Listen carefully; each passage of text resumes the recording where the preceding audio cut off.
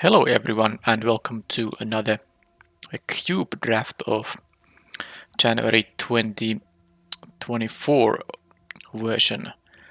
I had a couple of videos of this cube already on the channel. The first one was black red and the next one was green white. So let's see if I can get some blue color in this draft, but I'm not gonna force it too much. Let's see the good options. I do like the Adeline for some aggression. The Warzone duplicator is, I would say, quite decent. Even if you're not blue, this could be one of your few top end cards. Surgical Metamorph. Yeah, copies any permanent is cheaper if you're on the draw. That's a nice one. You could take a Fabled Passage. This will be going to your deck always. Lands are pretty important. You could take like a blue-red spells deck and start with a Pyromancer here. Is that what I want to do though? Sleight of Hand could come back. Disallow wouldn't be the worst in that. I do like the Duplicator, but it's a 6 mana card. I'm not taking a 6 mana card.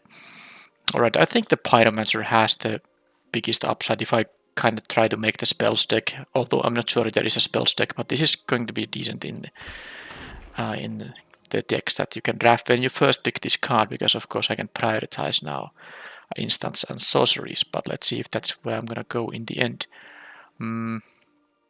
Alright, Lord Skitter I like the Spider Queen too. I do like it more than the Liliana, just because it's 1 mana cheaper, and this is creating 2 nice blockers and attackers because those spiders do have menace too. Alright, I don't think anything really goes with the kind of a spells deck. Here, Toski. It's not good in every scenario. I don't think I'm gonna take a Toski right now. There's a 2 mana rock. You could take those. They are good in most decks, but usually the aggressive decks don't need these. You want to play an actual creature on turn 2. Alright, I'll take the Lolth. I hope I'm not gonna get the black and red deck like my draft a couple of drafts ago. The first cube draft of this iteration, but I think it is the best card out of those options. Alright. Well, one card that is pretty darn good is the Noxus Gearhulk. It's just a straight up 2 for 1. There will be a lot of creatures in this cube. And it's a pretty good evasive threat after you have killed something and gained a bunch of life too. It is a 6-drop, but it is, I think, one of the better cards in the cube. All the cards are good, but it is one of the cards I'm fairly happy to pick early. I like it more than the Rankle here. Beaumont Courier could be picked if I want to go for some kind of a mono-red aggressive deck, but I'm not sure if I'm gonna do that. I think the young Pyromancer starts to lose its kind of weight here, or how to say it. I don't think it's gonna combine well with the other cards I'm picking, because I'm taking the Gearhulk now that I took the Lolth here. So Pyromancer might be abandoned, and I'm not sure about my second color yet.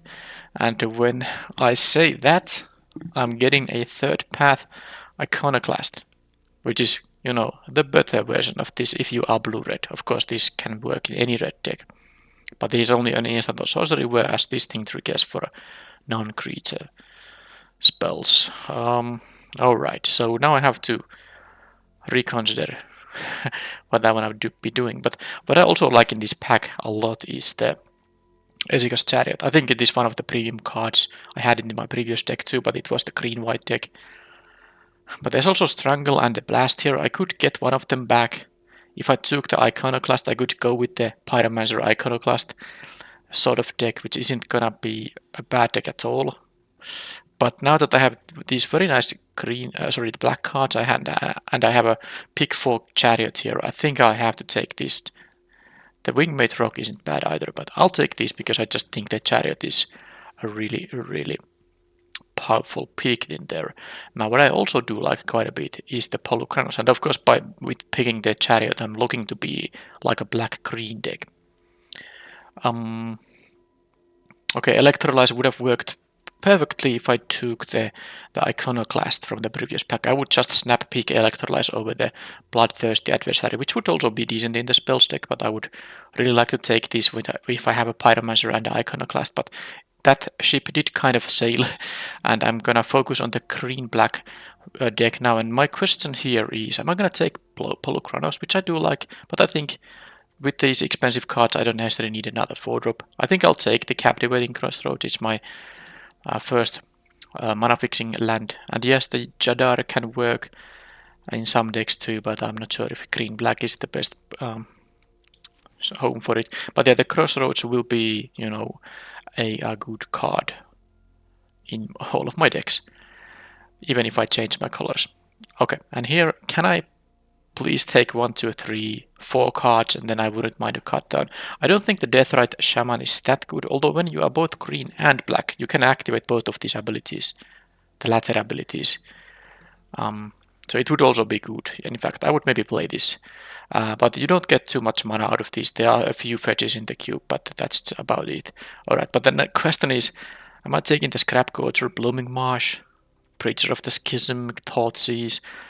Because, I mean, these 4 cards are the ones I really want to have. Given what I have, I think the mana accelerating thing might be more important, but I would really like to have one of an actual green-black duel, but I'm taking the Scrap Gorger. I need something to do in the early game, so that's that. Okay, black is open. I don't know about the green too much, but black is definitely... I'm getting a lot of options. I think, you know, the kind of... The Mythhook Massacre can of course be very good against some decks, useless against some other decks, but this is a best of 3 draft, so this is a really good option to have in your sideboard at least. But there's also just an Undercity Plunder, which is a straight up 2 for 1, whether the opponent discards 2 or lets me get a copy of one of their cards. I think this is gonna be good in any matchup.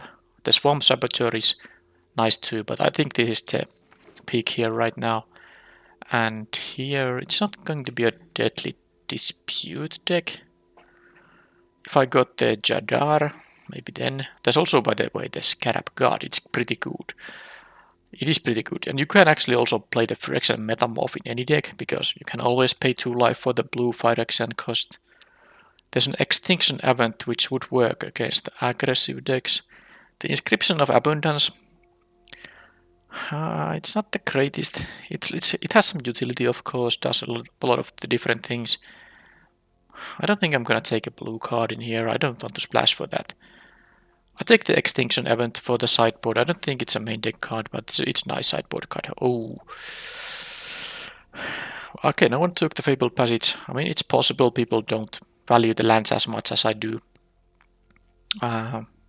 Which, you know, I'm not sure if I'm right in my assessment that lands are high peaks, but I'm still taking the Cemetery because it's better than the Fabled Passage. This has a bigger chance to enter untapped than this thing, because this will never be untapped if you have only a small number of lands. So this is an easy pick now over the other green and black cards in here. Wow, I'm getting these options. I mean, actually, I like a lot each of these. You know, these green and black cards in here. Scavenging Ooze can be quite nice in some matchups. This is just overall a good card. This is good interaction in the matchups where interaction is important. And also Kogla is a very nice thing to ramp into. Okay, I'll take Kogla. Now I have 2 6-drops, so now I can kind of try to focus on the early game. But you could have taken anything there. I just wanted to take Kogla because this is another pretty clean 2 for 1, just like the Noxious Gearhulk. Alright, Indantha Triumph is gonna be producing green and black mana. I'll take it over the, you know, the colored the actual spell options. Now, I'm not taking the Soul Servitude because there are 2 lands I would be interested in having. No one took the Iconoclast. Again, a dual land, cyclable, or just a animated land. I think I'm not gonna be needing animated lands in this deck. I'd rather take the actual dual lands. Alright. Polukranos and Kaya the Inexorable. I have a 5 mana Planeswalker already. I know I can splash in this cube, of course, but I take the Polukranos here. It is actually my... Wait a minute, I got the Blooming Marsh back. and even a cut down, which I would be happy to have in a sideboard. Okay, you know what? I also got the Meat Hook Massacre, so two completely free. Well, I mean, well, I guess the Extinction event is kind of was a late pick too, but I didn't have to waste any high picks on this mass removal option, so that's very good against any aggressive decks I might be facing. All right, so here, yeah, this was this. Okay, I have two 4-drops, but there's a Shieldred, the Apocalypse, which is really good. I like the Underdog, especially against control decks. I think this, which is quite good, but I'm pretty sure based on what I saw in pack 1 that one of these things will come back to me. I think I would take both of these over the Lovestruck Beast. Mace Mind Tome is good in some mid-rangey grindy matchups.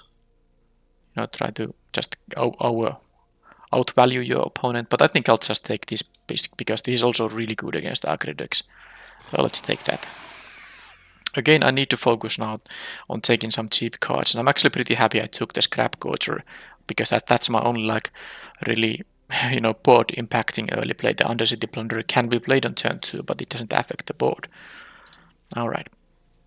Ophiomancer is good. Inquisition of Kazileg is good. Workshop Warchief is good, but I actually have these good kind of value cards that cost 4 and more. This is one of those. I don't think I need that right now. And while I do like the Perpetual Snakes this thing can give you, it's really annoying to play against this if your plan is to attack in the ground, and some decks have that plan. So they have to just use this removal on this, of course, first. But yeah, I'll take the Inquisition. It's a early drop. And it's just pretty good against all the kind of decks that want to play on your turn with instants and other nasty stuff. This is a weaker pack for me. I would maybe play the Souls of the Lost, but I think I'll take the free land in here, Takenuma. The Gaigan or Garuda Doom of Depths is okay-ish, but I don't think I need a 6-drop. I have 2 6-drops, 1 5-drop, 3 4-drops. I need cheap things, and this pack doesn't really give me any cheap options other than the Tamiya Safekeeping, this Soul Cauldron, which don't directly affect the board. This thing does, but it's not that great early in the game, so I'm taking the land that isn't gonna cost a spell slot in the deck. I'm at 9 non-land cards, but this is cube. I will not be having trouble about getting enough playables. Here I will take the Explorer. I do want to ramp into these things that cost more than 3 mana, so let's do that.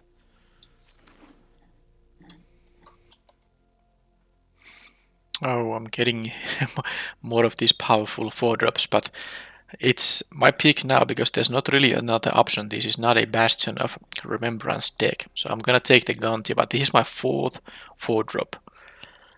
But I think I can cut like a Polukranos from my main deck. Now this can be very good in certain matchups, but this is the card I would be cutting from my main deck because the Chariot and the Shieldred and the Gonti are good against against an unknown opponent. So, are better at least than the Polukranos, which can be a bit of a hit or miss. But yeah, let's take the Gonti because there's no other option there. And now I could take a Murderous Cut. The Frill back I like, but this is effectively a 4+ mana card because you don't want to play this as having a 3 mana 3/3 option. I'm not gonna go things with the Atraxa. Assemble the team is here. Tutoring for something that's gonna do something good, but maybe I'll just take the Murderous Cut. I don't actually have that many removal spells, and this can be quite cheap, especially later in the game. Of course, this doesn't kill anything early in the game, but I think that you get the value from it in the late game. Oh, now I get this pack that has many options. Well, it does have many options, but actually not for me. This card like a Gutter Bones, even it is early board presence. It's not what this deck is gonna be interested in doing. I like this. It's basically ramp. You sack a land and get 2 lands. I don't have much to sack for this, and Bitter Blossom. I don't like it in this deck. It's great on turn 2, but bad top deck later in the game. I am actually think that is how it is. All right, so, but I took the the crossroads more land fixing. Exiles card gets counters. Okay, and then has one of those many abilities. I think I still should take the Lilian of the Veil here. Settle the Wilds wouldn't be bad either, but this can be really good against some other control decks. Well, I mean, against control decks. This is not a control deck, so I shouldn't have said other. Alright, Sedgemoor, which I like it more than the Lovestruck Beast. I think I have some instant sorceries. Well, not a lot actually. It's a 3 mana 3/2 menace. But the Lovestruck Beast loses its attacking capability when the 1/1 isn't around, and I'm not gonna have a lot of 1/1s. So that's my choice there. Hedron Archive, I think I'll just take the Ugin if I want to have more like of Planeswalkers in some grindy matchups. I don't need to ramp from 4 to 6 or something like that. I'll take that, but it's probably gonna be cut from the main deck here. I can just take the safekeeping for the sideboard, not gonna main deck that thing. I can play Valky and I might have some options to get the red mana for the Tibalt too. Well, I mean, it's the only option for me, so I'm gonna take this and I might main deck it. Okay, Restless Vents would actually give me the option, so I don't need the Bastion here, so let's take the Vents and see if I will have a slight red splash. I think I won't be playing the Storm of the Festival in this deck, so I'll take the Assemble the team. And I think I have a red producing land in the Ziadra's Proving Ground already, and of course I can name red on the Crossroads and the Crossroads if I already have the other colors secured. Now, okay, this pack has a lot of good options, but I'm just taking the Overgrown Tomb. It's the best dual land. Yeah, it is. So, because there's no, at least I don't even have to compare this to the green-black fetch, because there's no green-black fetch in Arena yet. So this is gonna be the best dual land for this color, so I'm gonna take it. I'm not gonna risk it coming back. It can come back to me, but as you can see, 17 spells already, most of which I'm happy to main deck. I'm taking this, and I'm gonna get one good card from this pack, I think, given that there's a lot of options I could take from there. Alright, Primeval Titan, Tear Asunder, a 2-drop. Infernal Grasp, but there's a Bloodstained Mire which can actually get me, I mean, not only now the Overgrown Tomb, so this is actually a, and it can also get me the these Triumphs, so it can also get me green mana. 3 lands that have both Swamp and Mountain as the Swamp and Forest as the land type. But I think I would want to have the Waywinder too, but because I have still a lack of 2s, but I think it can come back to me. I'll take the Mire.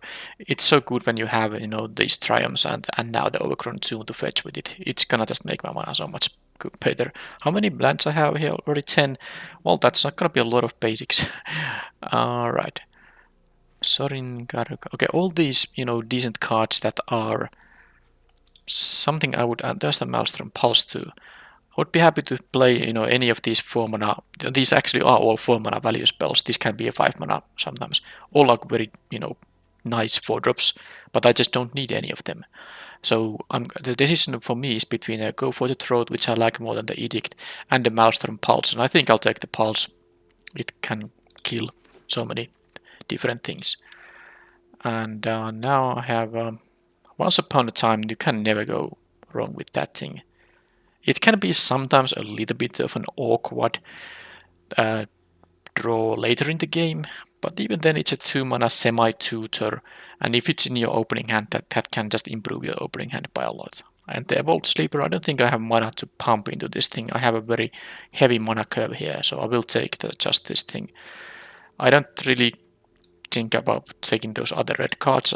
I think my only red thing might be the Tybalt option on the Valky, but we'll see. Okay.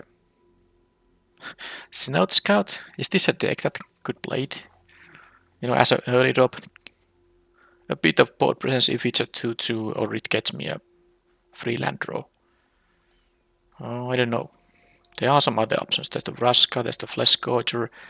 which I don't think is that good, but it is good against aggressive decks. I don't have a lot of threes. Maybe I should take the Flesh Gorger here, actually. I don't think I care about the Vraska or Vivian Raid or Treasure Map. Treasure Map is quite slow. I'll take the Flesh Gorger. Alright.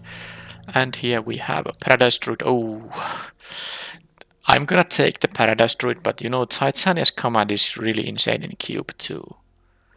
But I really need to have more 2-drops. I have too few of them. So I'm very happy to take a pick 6 Paradise Druid, which is one of the better ones thanks to the hexproof it has. So it is quite reliable in tapping for your 4th mana on turn 3.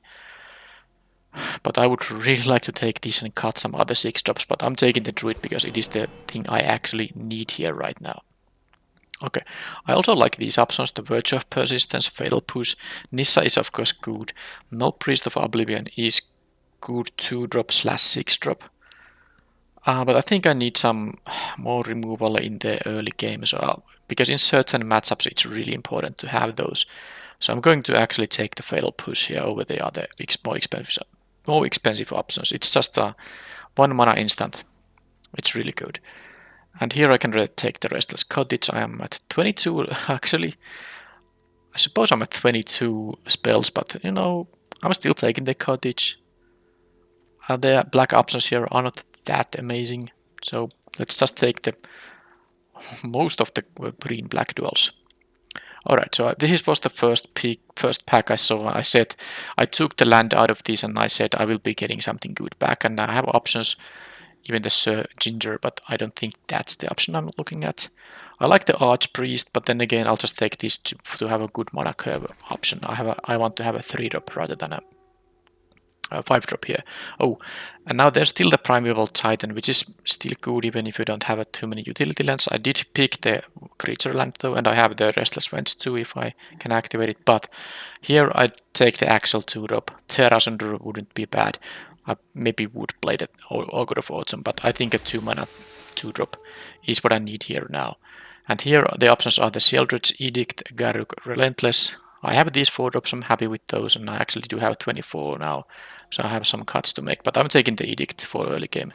Interaction, and here I don't need the blue mana for anything. I could splash for this, but it's not really a card I'm that happy to splash, so I'll take the Sleeper. I can see when I'm gonna play it. Okay, Vraska, I can play actually any of these, but maybe not the Become Immense. It was good in the green-white deck I had.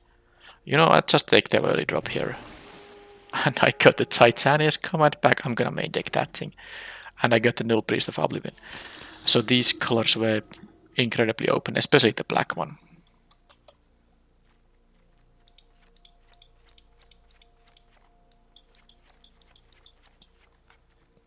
So as you can see, as long as you find the open colors, which I did, even though I picked all these lands, I still have 29 cards. Now there are some easy cards. I think I will cut the Ugin and the Ineffable. This is a 3-drop. I kind of want to play all the 6s. The Murderer's card, now that I got some cheaper removal, like the Fatal Push. Now this can also be a dead card against some decks, but the decks are in minority. There will be targets for this thing in most decks. So I'm gonna cut the Murderer's cut because it doesn't do anything in the early game. And now I will play all the 4-drop options in here. This is 27 now. Liliana of the Veil. Sedgemoor the Witch. Okay, well, let's see. I have now suddenly 9 triggers for the Magecraft, so it's not nothing. Let's see if I have some 2-drops I can cut.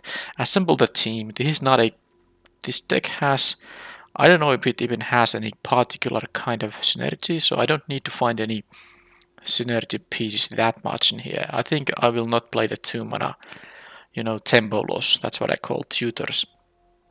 So you have to pay 2 mana at sorcery speed to get something which is gonna be probably good for the situation. Top third of your library in limited means like 8 or 9 cards, 10 cards. So it's not like a huge amount. It's not like a demonic tutor at all. It's definitely better in constructed where you will be playing 60 card decks. I mean better in terms of finding some of which you will have a 4 of in your deck. Alright, anyway, assemble the team. I don't need that. I can consider the Once Upon a Time as a land because I do have there an Explorer, Scrap Coacher. I don't know. I think I will not play the Sleeper in the main deck because this can be a little bit awkward. Because you have to pay a bunch of mana to make this, you know, a 3/3 for example. You will have to pay 4 mana to make this a 3/3. So I like this more in games where the opponent is playing like a lot of counter spells, so I can get this to play, you know, a 1 mana creature that turns into a bigger one if the opponent just keeps, you know, passing with mana up and trying to get my spells with their counters or something. So I like this as a sideboard option. Now let's see how many removal spells do I have actually. Now that I cut a bunch of already. I have the Pulse, which is any non-land permanent. The Lilian of the Well can just work as an edict, and so can the Shieldred's Edict. And I have a Fatal Push. I have when I have, you know, mana for these things, then Gearhulk will kill another creature. This will fight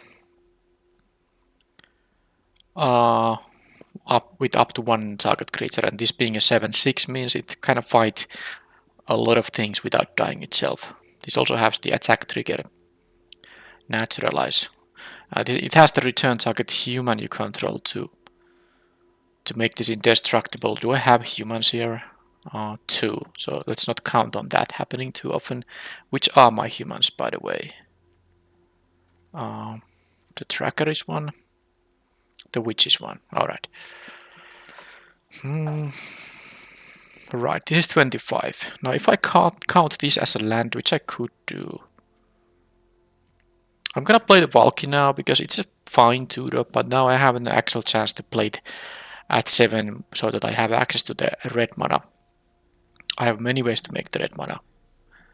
The Scrap Coacher and the Druid just tap for red, and then of course I have these lands that can produce red. This is 1, this 1, this 1, this 1, because this can fetch me a Brewing Ground. And of course the Brewing Ground itself. So I have many ways to get the red mana, and this is the only card that actually cares about the red, where it is the Valky. So I don't have to put a basic mountain or anything. The fetch land can get me a non-basic land that will be tapping for red in the Ziatora's Proving Ground. So 25, and I will cut 1 more card. It could be the Fatal Push from the main deck, it could be the Snout Scout from the main deck. Kind of like the board presence against an unknown deck more than the removal spell. The Edict is slightly better against an unknown deck because this can also make them sacrifice a Planeswalker. I like these random 2-drops, which are, I mean, this Wayfinder isn't bad. This connects to get some actual value, but you know, mostly just to have board presence to block aggro decks early plays. That is important. So I think I will cut the Fatal Push now. Inquisition should be good against any deck. And then I count the Once Upon a Time as my 17th land. I'm gonna be a little bit greedy and play all the 3-drops. Liliana usually not so good against something like mono-red aggro, but I have this life linker here. I will play the Sedgemoor Witch because I still have 7 triggers for it, and it's a kind of a nice evasive creature with the menace. So if opponent is playing some Planeswalkers, they need 2 blockers to prevent this from eating 3 loyalty counters from it.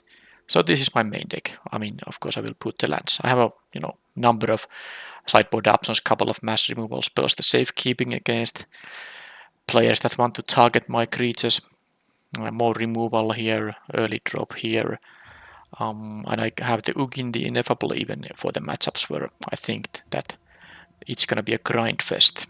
Alright, so let's go with that. But let's see, I mean, I have a lot of lands in here that won't be basics. I might still change my land decisions based on how many basics will I have here room for 5, because all these will be played, right? Yep. Alright, so the number of lands that can give me both green and black is 1, 2, 3 via fetching a dual. Auto triumph. 1, 2, 3, 4, 5, 6, 7, 8, 9. That's 9 dual lands. That's gonna be a really consistent deck in terms of hitting my early drops and getting my double casters online when I need them, and of course the triple caster 6 drop too. So 5 basic lands, and let's see how many of these were like, I guess I can count all of these as both green and black, and then there comes the Restless Winds and the Takenuma, which are not gonna be producing green. So I will have like a 1 swamp and 4 forests. Is that it? No, I think that is it. 1, 2, 3, 4, 5, 6, 7, 8, 9. 13 ways to get green. And 1, 2, 3, 4, 5, 6, 7, 8, 9, 10, 11, 12 ways to get black. That makes sense. Because a bunch of my green things also, you know, can get me black mana. So that is the main deck.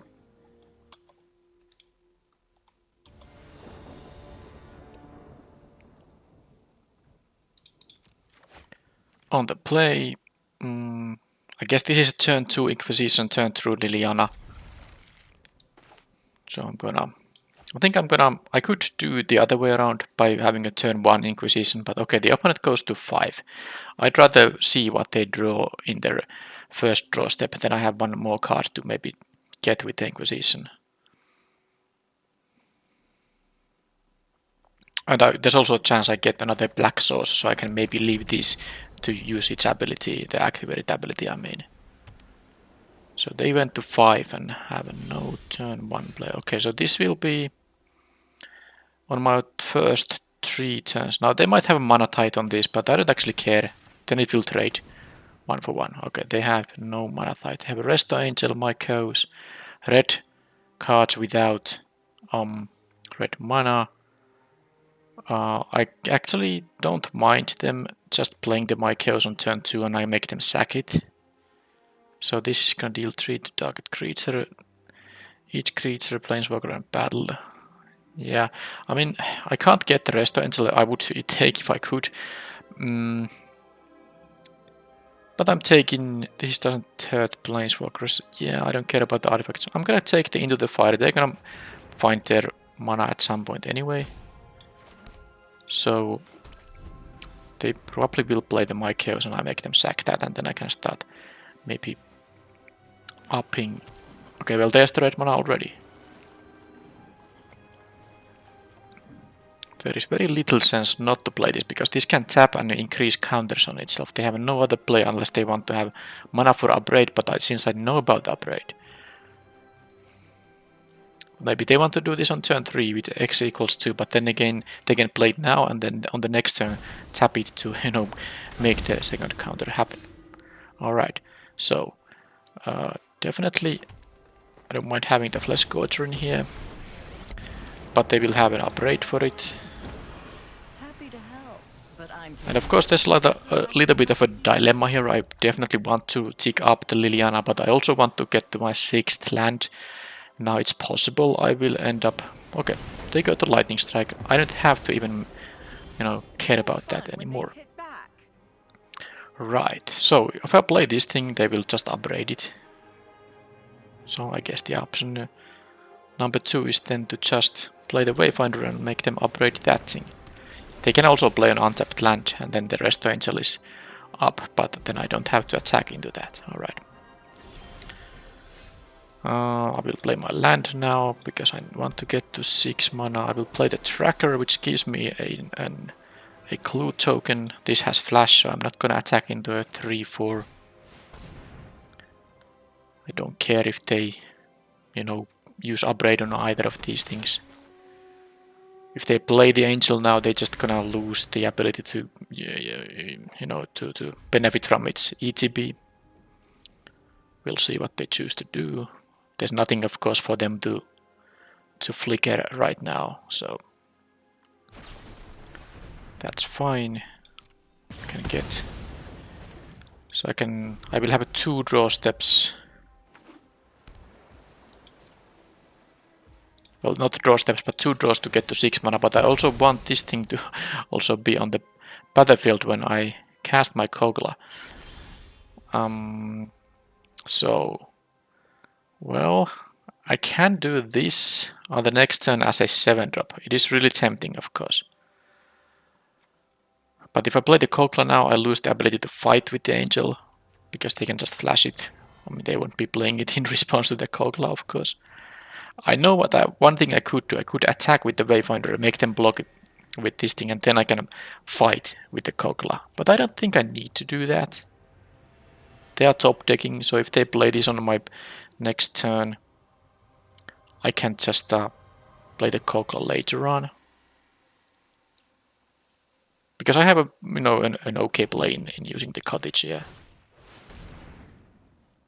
It's a 4/4, so they can't block with the Angel. Then I can scry with the Crossroads. If they're gonna get something back from the graveyard, it's like an instant or sorcery. More likely. White can get some permanents, but I get rid of the upgrade, so the Flesh Scorcher is safe. And here I will be making this produce. I have the triple green. I make say black here, and I will scry because I was on the play. I have to scry. Don't need to Triumph. I have 7 mana on the next turn. Although I might just use the 6 mana for the Kogla instead. Alright, so let's see if they are gonna play their card or not. They actually conceded without even having knowledge about my, okay. You don't see this thing now because it's this is after the big Unity patch or whatever there was. So now if you try to see the battlefield during sideboarding, you can't do it. You get this black nice screen. But of course, I remember what I saw in that game. Well, I mean, they had no information about the Kogla or the Flesh Scorcher. I guess they just drew a land and they didn't want to kind of raise or see my Restless Cottage whiffing away their life total. They didn't even have an attack with the Angel, because then I could attack for 6, because I could also then attack with the Wayfinder. So they were blue, white, and red. They have an upgrade, so they have something for the Flesh Scorcher. Do I want to have a Fatal Push? Murderous Cut on the... They have this red removal spells. I don't think their Sleeper is that great. But I don't think the Flesh Scorcher now is that great either, necessarily. What I do like is a Tamiya Safekeeping, actually. I'm gonna play Tamiya Safekeeping to counter their removal spells. I like the other options I still have here. Yeah, I'll be having this. I don't think Fatal Push is good enough now based on what I saw.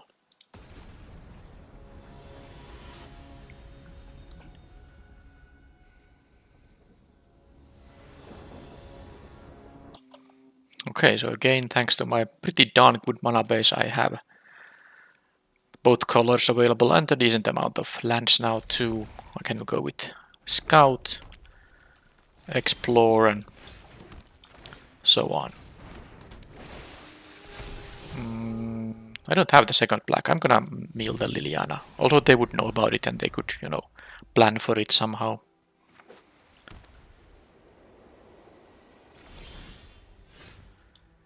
And now I will just play the Explore. I will face an opponent who conceded. Okay, at least this thing works. This is not a black screen now. So they didn't mulligan or anything. They saw me play a turn 1, 2. I guess they have like, 5 blue cards, no islands. But in that case, if you play 3 colors, you should... I mean, I'm just playing 2 and I'm taking all these lands so high. You need to play with a good mana base in a cube. Well, not great content for the channel, but I don't have that much extra time to draft for extra videos, so this has to go to this video now.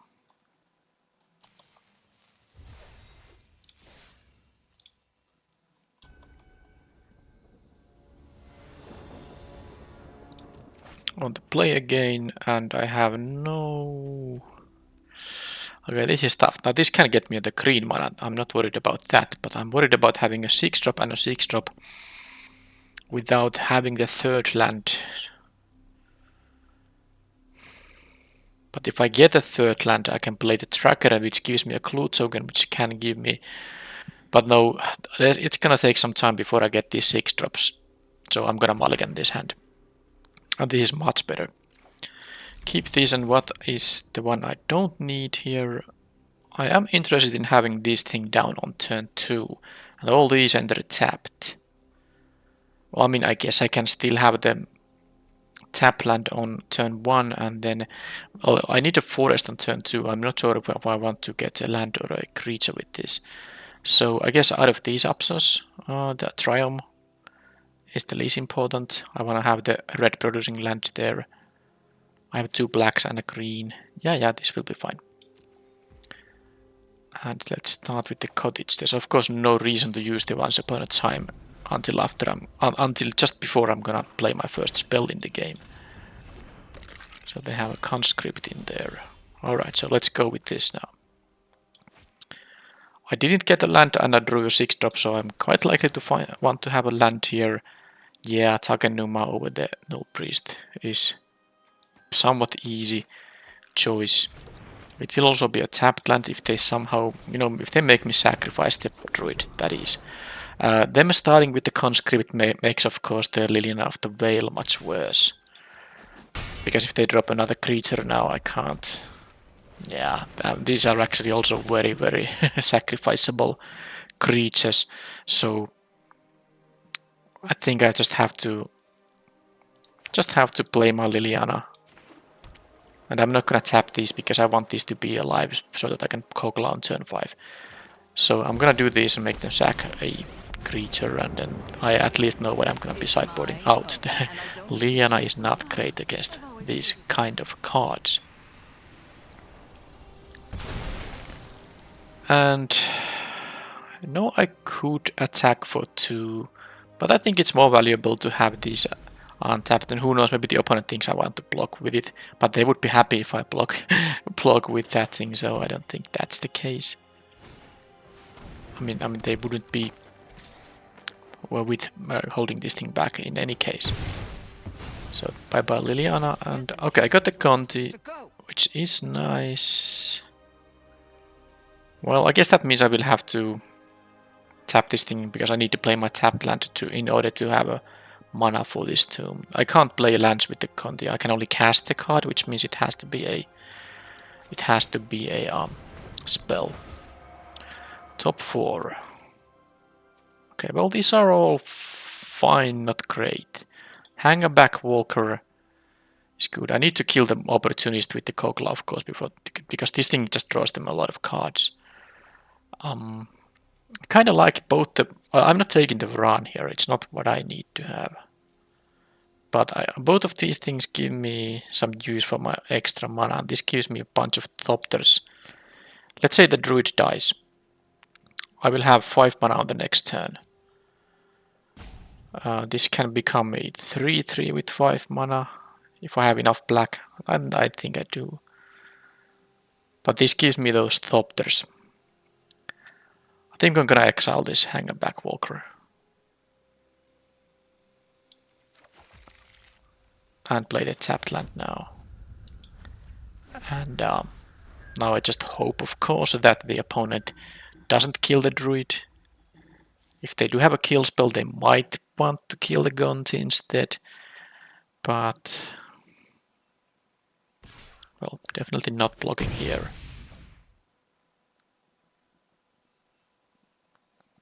And of course they can respond with an instant speed kill spell on the Kogla. If they have something like a go for the throat before the fight resolves. So I actually want them to use a tap out on a removal spell on the Gonti, or of course just a creature too. But I would really want to get rid of the Morbid Opportunist before they get a ton of spells. Okay, cut on their thing, that is totally fine. Do they have another play available? Misery Shadow is really annoying, but this will enter tap now. But I just have to deal with the opportunist here. They will otherwise get way too much free cards. Yeah, Misery Shadow is kinda good. They have like an aggressive black and red deck. That can be quite nice. Also the Shadow does, you know, make all the death triggers, which this has, not work because my things will be exiling now instead of going to graveyard. My creatures. Well, I have mass removal. I have nice sideboard options. I don't think I'm in a good shape in this game now because they still have 4 cards and they have these cut or the ribbons left. So I can't really go to that low life total either. Now what they could do is they could attack with the Misery Shadow and pump 4 mana into it if I block with the Kogla. They have Yawgmoth. Okay, this has protection from humans, but I have like 2 humans in the deck. Okay, well they are not attacking now. This thing says sack a creature. -1/-1 counter, so they can kill the... Oh, they're going to kill the Paradise Druid no matter what. Alright, well, I'm not gonna take 3 damage here. Just for fun. Druid will be exiled, okay. I do have a Restless Cottage, by the way, which can hate their graveyard stuff, of course. But now I have these annoying things to deal with. This also has the, you know, disenchant attack, which is, you know, not bad when they have artifacts, but they were able to use the artifact for good value. Now, this will be entering tapped, so I can't have this as an X equals 3 right now. I'm not winning this race very easily, but I could try. I could get rid of the ribbons, actually. Not that worried about these creatures. If I play this and I don't get an untapped land, I can't attack with the cottage. I don't mind them double blocking the cottage. They can of course combine the Yawgmoth with this Cult Conscript and the Scrap Heap Scrounger, which is not nice. But I'm gonna now do this and get something. I will get a food token at least too. So let's see, am I gonna die on the next turn if I'm thinking about not... I'm thinking about getting rid of the Scrounger instead. Well, they can attack for 7+2, and maybe if they have an untapped land, it's gonna be 8+2. I'm not gonna die on the next turn. So I'm gonna get rid of the Scrounger before they get more value out of it. And of course they are facing 11 damage. If they double block the cottage, not even sure if I'm supposed to kill the Yawgmoth instead. Now that I took away the Scrounger, maybe the Yawgmoth isn't that scary right now. If they go for the double block. But they knew that, they saw themselves that it's not necessarily what they want to do. Alright. So, because the thing about the Misery Shadow is that it you know, breaks my Hangabug Walker. I won't get the Thopters, so I would really want to deal with this thing. Okay, so they can... Oh, so they have a really good deck in there. I mean, the Judith is really good in this kind of a deck. And the Robber of the Rich is just, you know, the kind of 2-drop you want to play in these aggro decks. So they have a very sweet black-red fast deck, and I need the help from my sideboard to have a chance against this deck. Like a Meat Hook Massacre would be, you know, pretty good right now. Although they can draw a card with Yawgmoth. It costs 1 life, but it's still pretty good. So they can attack now for 11. That's not enough to kill me. So I guess they can sack then. Can they use Yawgmoth and this? Yeah, I guess they have a kill if they Yeah, they can combine Judith. No, no, okay, sorry, no. Judith doesn't have haste, of course, so they won't be able to attack for more than 8 right now, and I don't think they can deal 5 to me. And if they do make this attack, that does mean they are forced to jump block with Judith.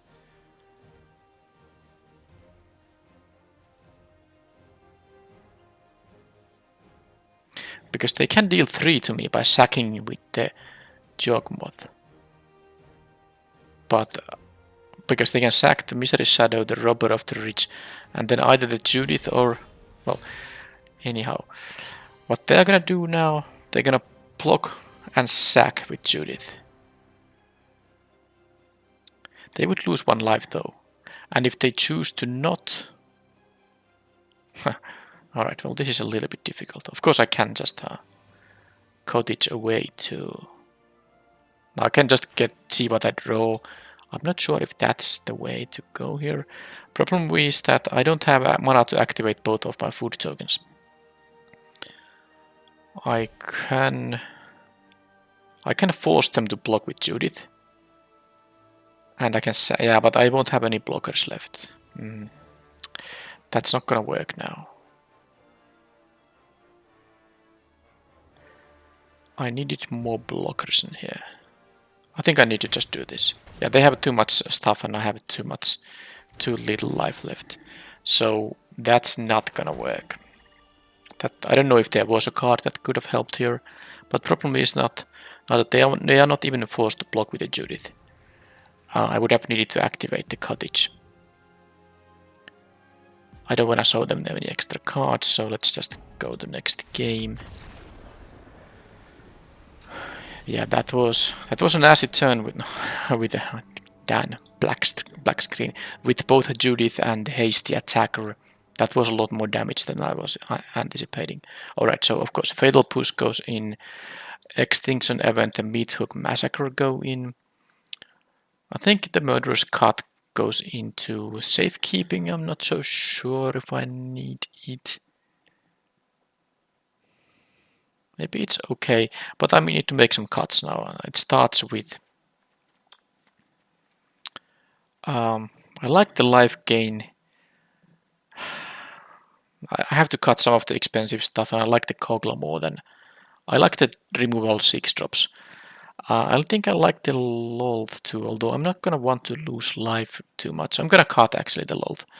And I don't know if I need... the Gondi is so good 2 for 1. This is not good. Lillian of the Whale is not good. I think I need all my early drops just to have early plays available. Valky not the greatest, but... and the Plunder is still good. Is that it? Or do I want to still consider playing the Titania's Command or the Safekeeping if I find some other things I want to not play? Like the Polukranos is good because it can... it's a 4-mana 6/6, pretty good wall, and then I can, use it as removal with the fight ability.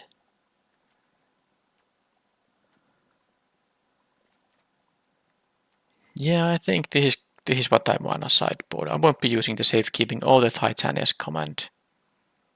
This is fine.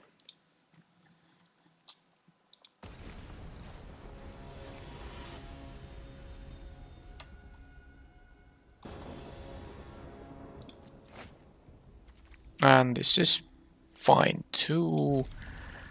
This will enter tapped because I'm the starting player. First 3 turns. Alright, so I suppose...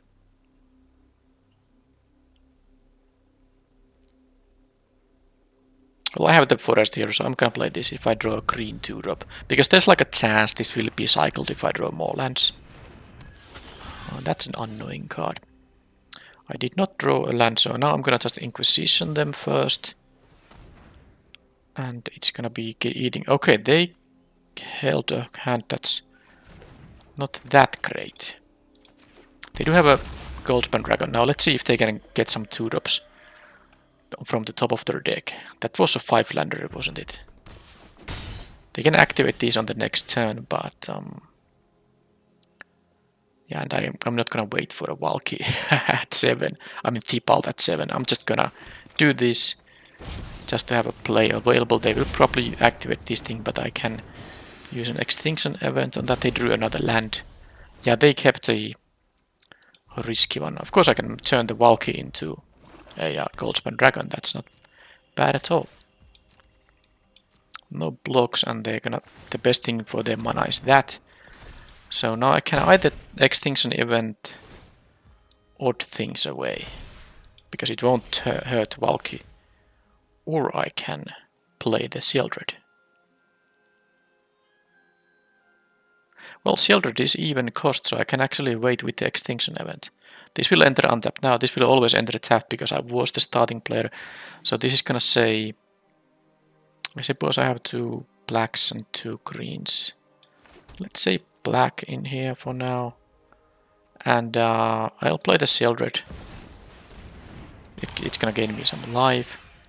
And next turn, if I get an untapped land, I can get the Goldspan Dragon, but then this will have an odd mana cost. And because this Knight of Even Legion will of course become a problem. Okay, we have to discard a card, I'm pretty sure now. And sack a creature. Well, let's see, I can't block that thing, so they can make whatever decisions they want to make. So we discard a card and sack a creature. Okay, well. They're gonna sack the Knight of Even Legion, right?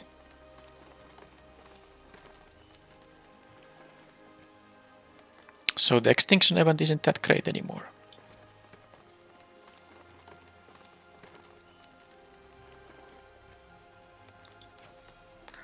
It's gonna be great against the Goldspan Dragon, which they are gonna get if I sack the Valky though. Huh.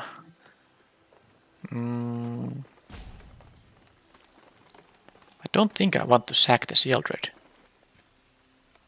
I don't want to discard a land either because I have the Noxus Gearhulk. But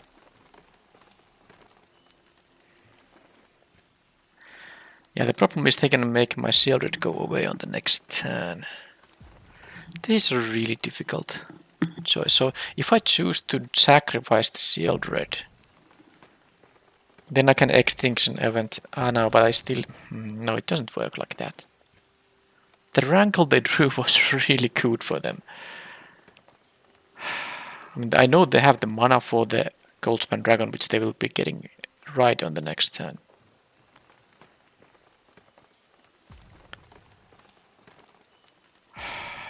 This is so tough now. Okay, I'm gonna choose this, and I'm gonna choose to...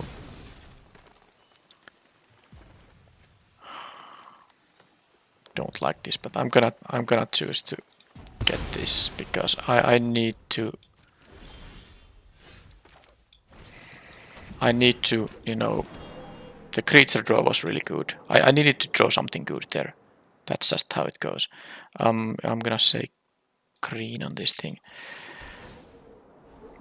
Okay, I will have the Chariot. I will have 6 mana for the Gearhulk on the next turn because I don't want the Valky to die. And now I can actually... Well, you know, I won't actually have 6 mana because they will... If they have a creature, they can... And they do have the perfect... Okay, now I have to also... this kind of... Why did they draw so well there? Okay, well, I don't know if I made the perfect place there, but of course they make me discard my Gearhulk. I didn't even... Yeah, this Rankle draw just completely... And then they got their Gutter Bones there. Now they can just get this thing back and use the Priest of the Fallen for golden cards, I mean. To make me sack the Valky. So I can actually... I just have to do this. And I don't know, I mean, I knew what they had in their hand. Given what I saw there, their draws were incredibly good there. I mean, the fact they had the Gutter Bones and the Priest on that very turn, they didn't even make us draw more cards with the Rankle. If this is a creature, well, at least that's not a creature. But yeah, this is not so easy now. I will get my Goldspan Dragon Valky very soon, but let's see what they choose here. They can of course make us, yeah, they can just always you know, say that we check a creature because they can keep getting the Gutter Bones back. That Gutter Bones was so sick there. Now I do have a blocker on the Rankle because the Goldspan Dragon of course becomes one. I mean the Valky becomes one. But this is crazy. Anyway, let's see if I can get them. Did I get the Meat Hook Massacre? I was supposed to sideboard it in at least. Okay, I will discard it. Forest Wine. I do have the Restless Vents, but no red mana to activate it.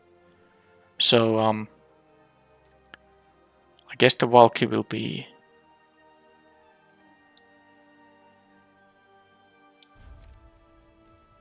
Valky will be turned into a Goldspan Dragon. I can do it on their turn. It's not a sorcery activation or anything like that. So they don't have an attack with the Rankle unless I unless they have a removal for the Valky. So now they can use the Priest here, of course. But they... Come on. That's really... No. Okay, I lost the game. I think. I can't beat them having Yawgmoth and all this. I need to draw like a Meat Hook Massacre immediately, and I mean, even then I'm not sure if I can beat this. So I had to, of course, respond to the Yawgmoth. Otherwise, they can use the -1/-1 ability to kill the Valky before it can turn into the 4/4. But now, yeah, they have a Yawgmoth, Gutter Bones. Well, I have to lose life for this thing to come back. But they have also the Priest of the Forgotten cards. I mean, did they just... Once I saw all the lands, did they just draw spell? I mean, their deck is of course amazing, and I'm not sad to lose this match. So I have to sack a creature now. Well, I have to leave this. Oh, I can't crew this because I need this untapped. So okay, let's do this. There's no. I could have sacked the Restless Vent because I can use its own red mana to make it into a creature, but since I had to do the Goldspan Dragon thing, there was no way to, you know, do all that I wanted to do. So there we go. They are in this situation, and I will lose on the next turn unless I get the Meat Hook Massacre, in which case... Okay, I don't think they want to... Yeah, well, they can attack with Rankle, sack the Priest and the Gutter Bones to make this thing into a 2/2. Right. I mean, well, let's see what I draw, but... The turn when they played the Rankle Master of Pranks, that was the turn when everything went south. Because that alone was a huge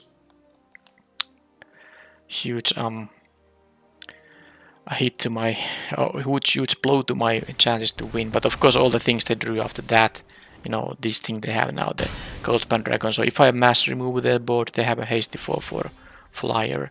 This is not gonna do enough stuff. Because I have 2 flyers I need to deal with. Well, I have had a slow deck, of course. I tried to sideboard into my Answers, but they were just relentless there with the draws they had.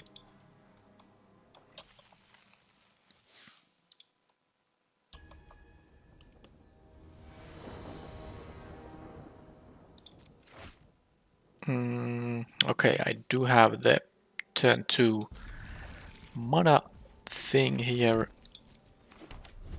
and the Paradise Druid is more reliable in terms of survival, so I'm gonna play it now. And now let's see what they do. Well, that has the hexproof, so they have to get life from that thing. So I'm not gonna tap this, of course, but I can play the Scrap Culture, which is fine. because this is gonna trigger again. They can get life, don't really care about that. And now if they have a creature, I can use Liliana of the Vale. Swamp Island. Okay, I drew the land. So now I can... Well, there's of course many things I can do. They could have a counter spell.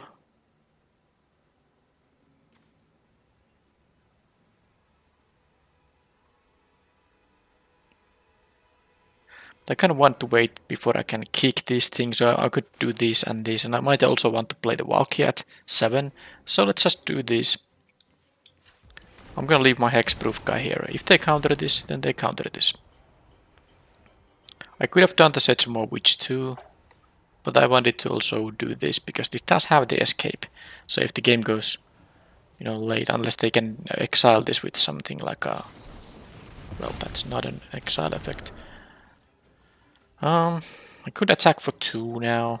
I guess I'm gonna do it now.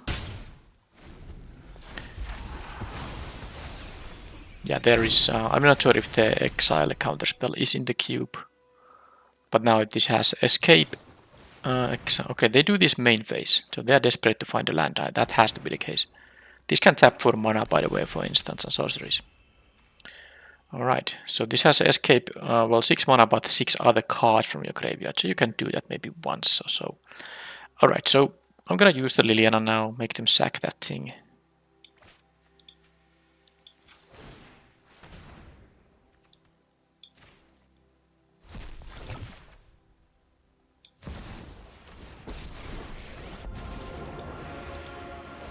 And then I have to decide if I want to play a 2 mana thing or wait. I mean, information wouldn't be bad, but this is a really good one at 7. And I'm basically at 2 mana away from that. There's no hasters in there. Let's attack for 2 for now. I will wait. I will play the waiting game because it's a blue-black deck. It's probably not gonna be a fast game. Okay, they have a Kefnet. Well, they are going to get my Liliana with that, sadly.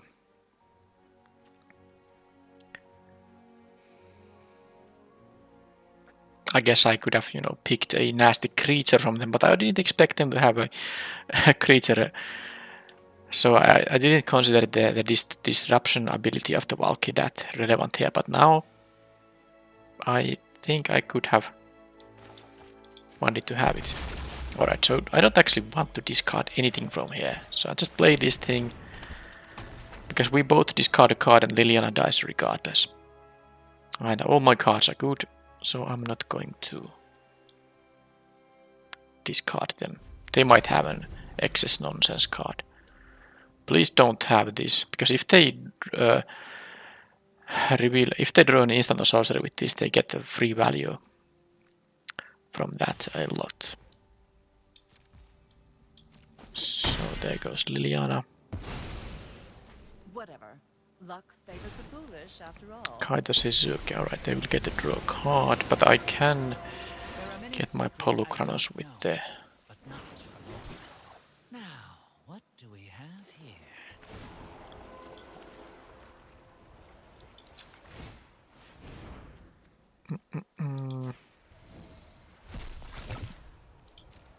Let's see if I draw another land. I did, so I have the 7 mana now.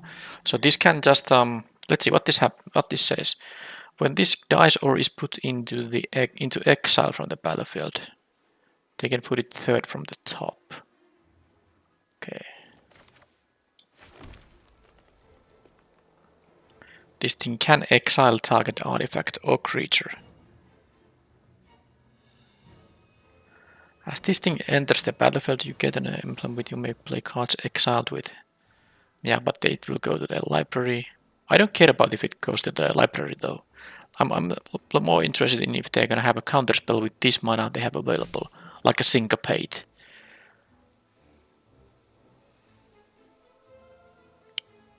I think I'm gonna try this.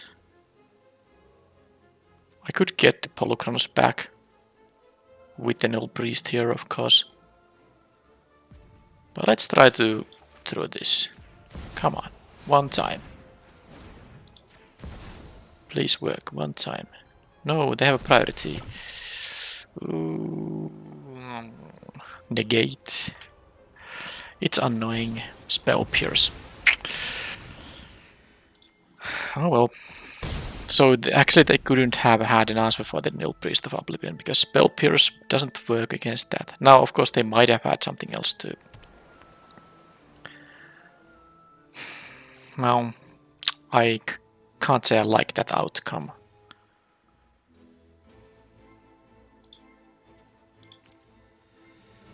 Yeah, I wish I had my Inquisition of Kozilek there.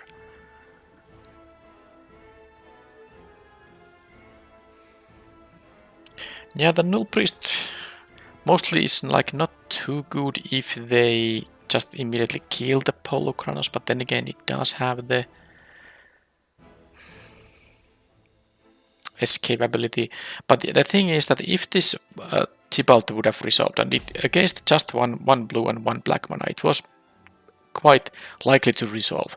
If I get to take this away, you know, I don't care if they put it third from the top into the library or not, that doesn't matter here. But I would have had, they would have had an empty board. I had a pretty decent board against their Kaito Suzuki and an active Tybalt, which with the plus ability by itself is really good. So the reward was huge if this result, much better reward than getting the the Polukranos with the Null Priest or something like Titania's Command growing my board. I don't think Titania's Command was the choice there. So now they get the Loath up. Yeah, the Tybalt would have been amazing. Tybalt would have been amazing if that would have worked. But they still have now 3 cards. Of course they can keep drawing with Kaito.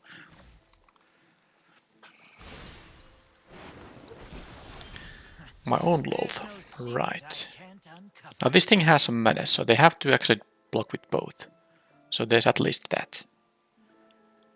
Now I can just play the Titania's Command here if I want to, or I can do the Loath of my own. They won't have a Spell Pierce now, because it's already in the graveyard.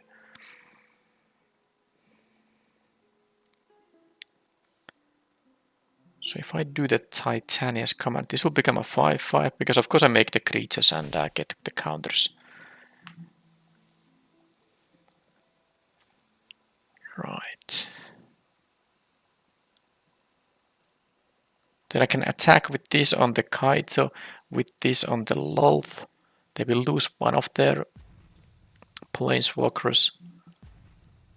And I have a huge board for the next turn. So let's do this. This is fine. I actually forgot that I will get the Witch trigger there too. I think I'd rather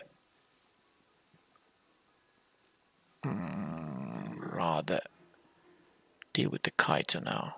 I mean, if they want to double block the Sechmo Witch, well then they will lose the Loath, and I will lose my Sechmo Witch of course, but it's fine.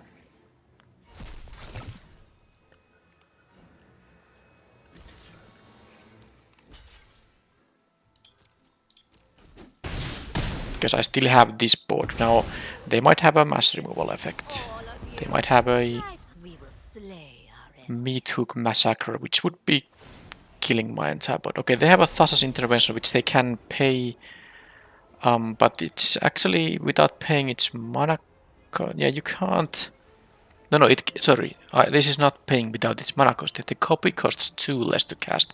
So they can tap 2 blue and then have X equals 2. And now I know they have a Thassa's Intervention in their hand. You can just pause and read what this thing does. It's not so complicated, but I'm not going to explain exactly. They basically get a copy of the instant or sorcery, and they get to, of course, keep the original in their hand. Okay, they make a blocker, understandably. How many things I have in my graveyard? 5. So Polukranos plus 4 others. This will be coming back at some point. Cruelty of Gex. Now they might go with the chapter 1 and I lose my Loath in here, which is not great. Yeah, what is also not so great is that okay, they actually don't want me to have this thing. I suppose that makes some sense. But yeah, they have a 4-5, which actually eats any of my non-scrap culture creature here. That is not great. But of course I'm gonna do this pre-combat, because it will get some counters, loyalty counters when my creatures die. Now the question is, Won't you stay for dinner? they're gonna get a -3, but they also get a card of their choosing, and it's gonna be a mass removal spell. It's going to be a mass removal spell, but I guess I need my reach spiders to actually block this thing. If I just plus this thing, they can attack into it. Yeah, it's actually better now to... Oh, no. Yeah, that's right. This doesn't proliferate. I was thinking, I was mixing it with the other Placewalker that does actually proliferate, which would be pretty amazing here. Alright. So I'm gonna make the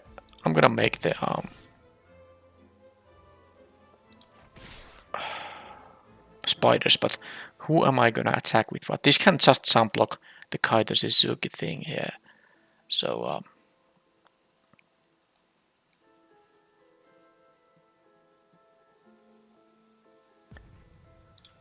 I guess I can try this. Yeah, it's fine.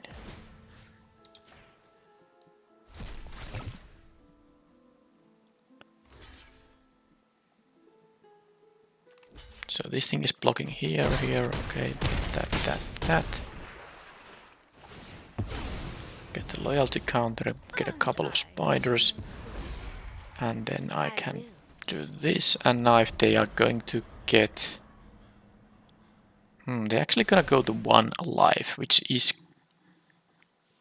Does that mean that... No, it doesn't matter, even if they wanted to save Kaito, so if I attacked with everything on their face, they would have done the same blocks. So now... This has to be a Meathook Massacre. They're gonna get the... How much life? If it's not that, then it's great for me, but... Okay, Gear Hulk. Well, that's gonna give them 5 life. Alright. But it's... I mean, they're gonna be at 6. They have 2 blockers in here. They have actually 3 blockers, because they can make another 1-1. And then they can of course use the Cruelty of Kicks, getting something back from my graveyard. 1, 2, 3, 4, 5, 6. I can at least get the Polukranos here, which will be, you know, pretty large creature also. So more menace creatures. Let's first see if they just die. They can take the menace guys, go to 2, and then of course they can block each of these guys. And they can even do some nice eating here. Huh. Yeah, that's annoying. But they did not get something like a Meathook Massacre there. That means they don't have one. I can Inquisition them, of course. Because I can tap the Druid for the mana. Yeah, I'm gonna Inquisition them. See what they have. Okay, they have a bunch of things. They have their own witch, they have a Phyrexian. I don't care. Breach is gonna come up very soon. I don't think I care about the arena. The witch... They're gonna play the breach on the next turn, yeah. Oh, I don't care about the intervention. So let's get the witch. And then I think I'm just gonna do this, eat some stuff in here. Don't think it matters. No, I'm not gonna want to give them a... Okay, because... Sorry, it matters a lot. I'm gonna leave the Inquisition there. Because then they can't get anything with their chapter. The final chapter of the saga. Right. And my decision is now to either draw a card or make more guys. I make more guys. And I should have a pretty good... Do what I demand. I can attack with everything, but I will lose 2 of my guys. And they go to 2. Can they activate this? Play and activate it? No, because I don't have that many cards in my graveyard. obviously. I have only 2.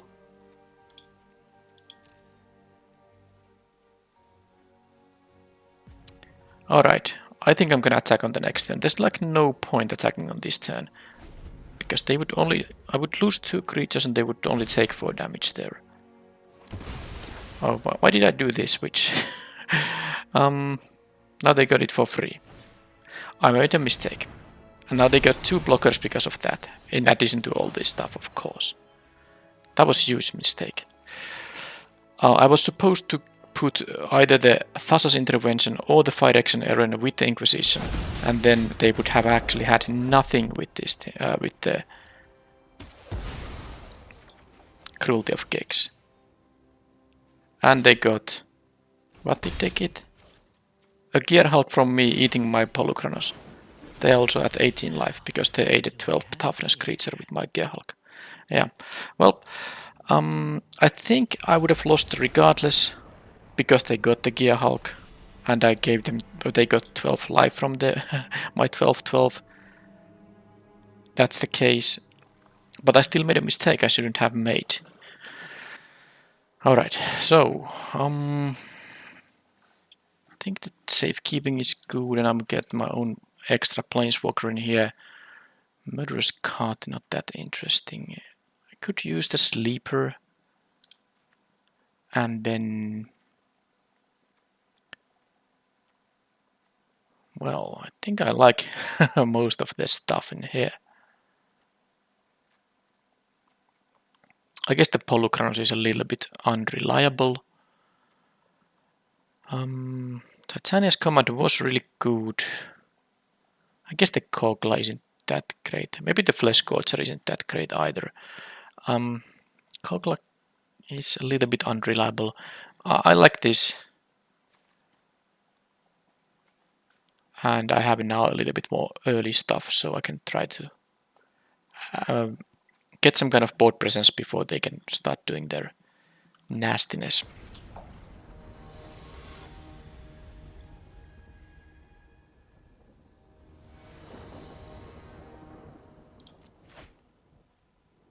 Wow. I have 4 forests in the deck. So this would be a nice hand. With the Wayfinder, with the Explorer, I'm keeping this on the play. I mean, if I draw a land, it's gonna be so likely. I mean, I have 2 lands in the deck that can't produce black. And I have... yeah, okay, they mulligan to 5, so this might... I mean, it might be still a victory for them if I don't actually get my black mana. But I have this thing, and I have this thing. It's hopefully gonna work. And this thing, that thing can get me black mana. Okay, no Fatal Push. Do they have a 2 mana removal spell, or do I get the Surveil? Cold Steel Heart, alright. Okay, I can go with the Witch now. So this thing, when it damages a player or battle with combat damage, I get the Surveil 1. And then you may return a land card from your play. Okay, so I should definitely do this. Because I can return the fetch immediately, regardless of what the Surveil does. Let's get this thing, because I'm going to... it's gonna be tapped, right? Yeah. So I want to have an untapped land, actually. To cast the Witch. So let's take the Swamp in that case.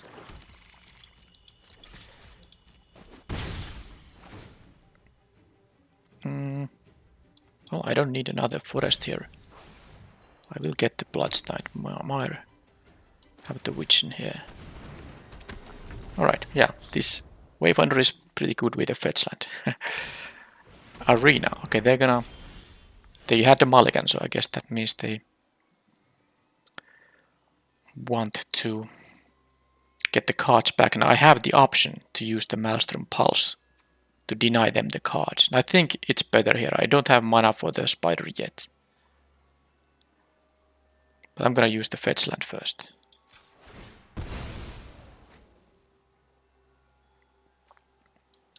I am going to... I could actually kill the Cold Steel Heart too, but they will get their land drops. It's actually an interesting question. Let's see what I surveil. Yeah, I can keep that one in there, and let's get the... This vet still had a few things to grab. Overgrown tomb, is that the only one? I guess I'm gonna do it in the upkeep just in case I happen to draw it. No, and then I can't draw this thing. Yeah, I know I'm not gonna draw an overgrown tomb. Fine. Yeah, because I'm gonna pulse either the Cold Steel Heart or the Phyrexian Arena. That's just gonna happen.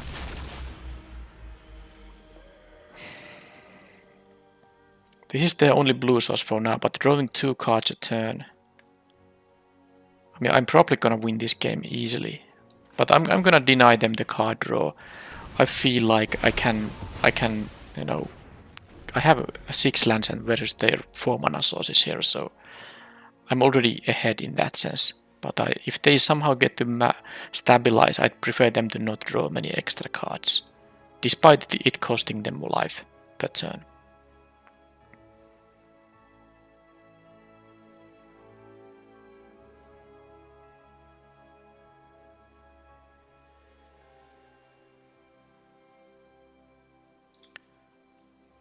So I wonder if I have any other means to deal with this, because if they're on the play and play the Phyrexian Arena on turn 3, have some counter spells and removal, that's a good way for them to win the match, of course. But now they are thinking what to do. I'll pause the recording until something happens. And they play an Ornithopter of Paradise. I don't have Tibalt mana quite yet, but I'm close there.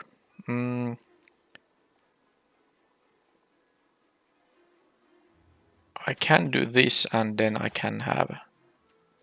Well, let's first, before I draw any overgrown tombs... Oh, the Fetchlands will be entering... Oh, sorry. I should do this right now. I forgot it's already in here. And let's check. Yeah, this is the final land to fetch, so I'm not going to get that back anymore. But do I want to... I will play 2 life.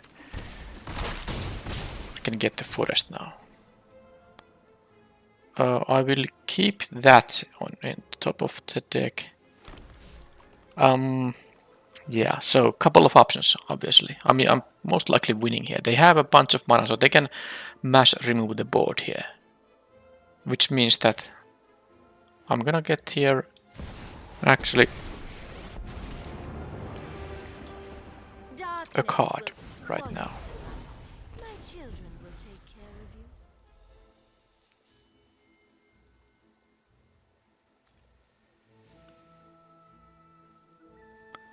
So if they remove this board, it doesn't matter if I had the spiders here.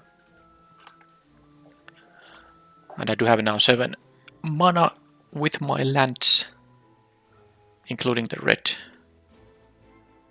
And they have only a Kaito Suzuki, which I guess me not getting the spiders means that they have a means to survive 1 additional turn, but I don't think that matters really.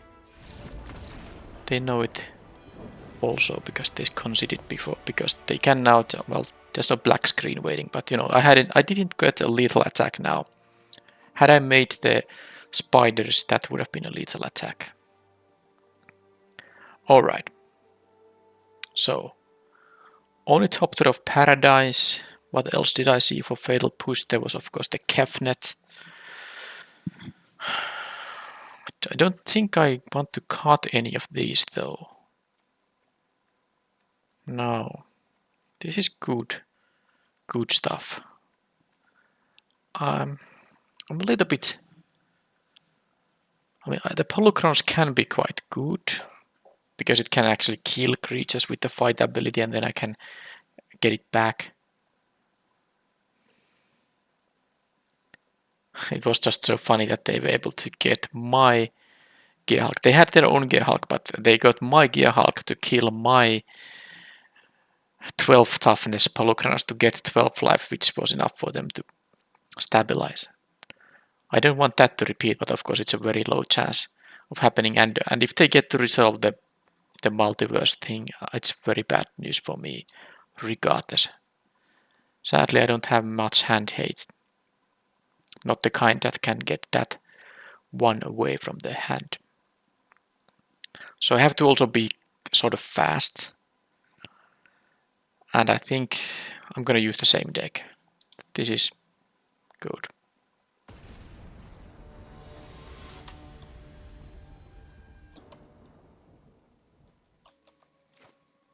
Okay, another very decent hand here. Let's keep this. And just play the cottage for now.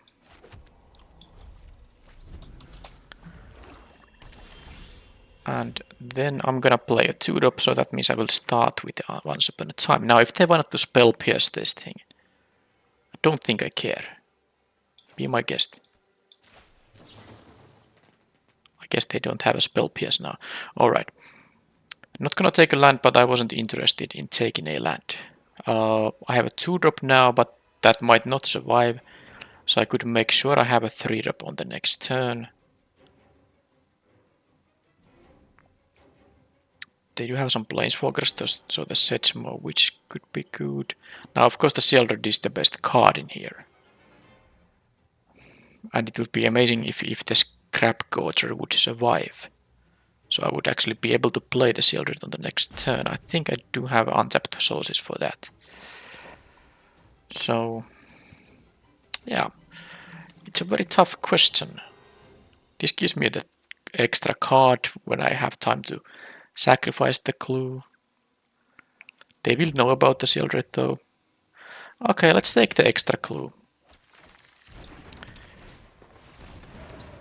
Okay, no removal on the Scrap Gorger yet. Fire action. Okay, well that is one nasty thing I didn't want to see on turn 3. And now that I don't have the Sheldred, I don't have the very good way to punish the Fire action arena. They would lose 5 life every turn. When they draw the 2 cards. One from this and one from in the draw step. Alright, well. I hope to resolve the Tybalt in this game, but we will see. Let's just do this.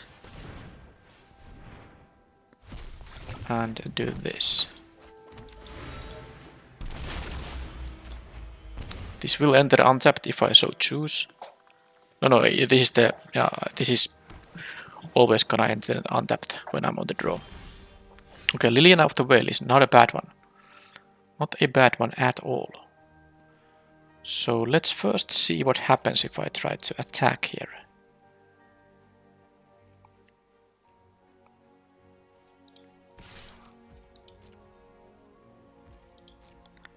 Now the problem with Liliana is of course that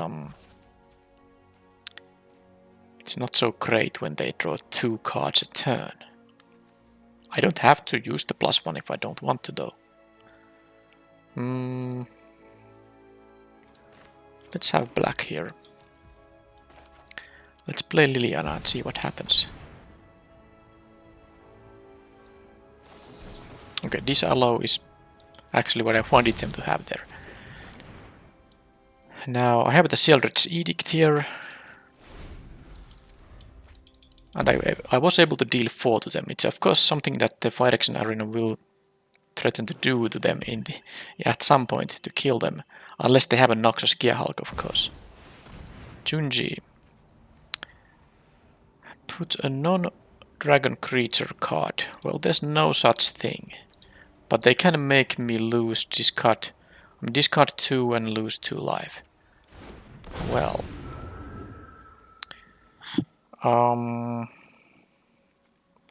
Okay. How to do it? If I lose my only token, this won't be a 4-power creature. But if I now use the Sheldred's Edict, it's kinda horrible. I'm gonna do this.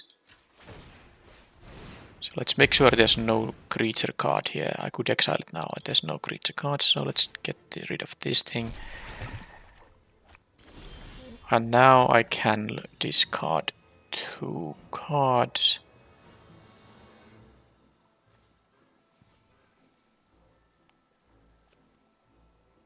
And the next turn I can play, if the armored scrap quarter survives, I can actually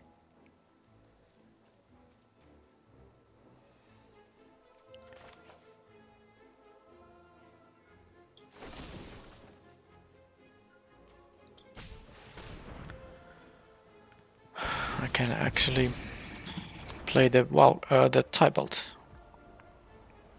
Okay, I'm gonna discard 2. Oh, I still need to. Okay. Well, I'm gonna discard the forest, but am I gonna discard the null priest here? I need actually an untapped land for this plan to work. Unless but I don't want to count on them. I mean, they just spell pierce this and it's gonna be horrible. So actually what I'm doing here is I'm going to... I have nothing to return. I'm gonna do these discards. And now what I can of course do, I can also attack with the scrap quarter. It will in fact become a 3-3 now that I exile this Junji from there. And I will just play this tapped land, and I will play this as just a threat. I hope... I'm not just hoping they don't have a mass removal effect, because if they do, I probably will lose. But I also have the Restless Cottage in here. So of course now I'm just pressuring them tremendously here. That's gonna kill the Null Priest. That's something I can live with. But they rather took 2 lives, so they have a kill. I mean, it's the same as killing the Null Priest. That means they have a way to deal with the Null Priest. Because why would they gain 2 life? He's gonna deal 2 damage, so it has to mean that they have a kill on the... Okay, that made not much sense actually. They should have killed this thing. Anyway, now I'm very far away from, from of course any kind of Tybalt play, but I can still play Valky. But instead of doing that, I'm of course just using the cottage here, and I'm gonna get a token for the tracker. I sadly won't have mana up for the safekeeping.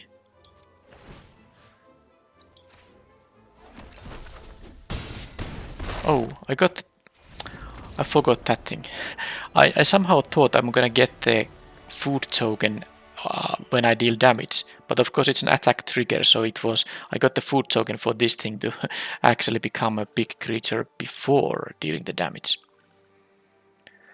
Okay, well, that was... I mean, maybe the match 1 was, opponent mulliganed to 5 and then lost fast, and then in the game 2 they just conceded very early. But the matches 2 and 3 in this event, they at least, had some decisions, and also we saw some good cube decks in those matches, I would say. I think my deck is good too, but it's fair that the match 2, the opponent won it because their deck was crude, and this could have gone either way. Either way as well. But in this the cube, the best of 3 version, it's pretty important to get to 2 wins, because there's actually very little difference between 2 and 3, only 2,000 gold, and if you get 0 or 1 wins, it's nothing.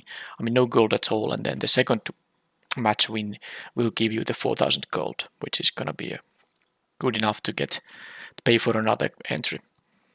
But yeah, so usually I'm always happy to get the 2 wins here. And that deck is, well, I don't know.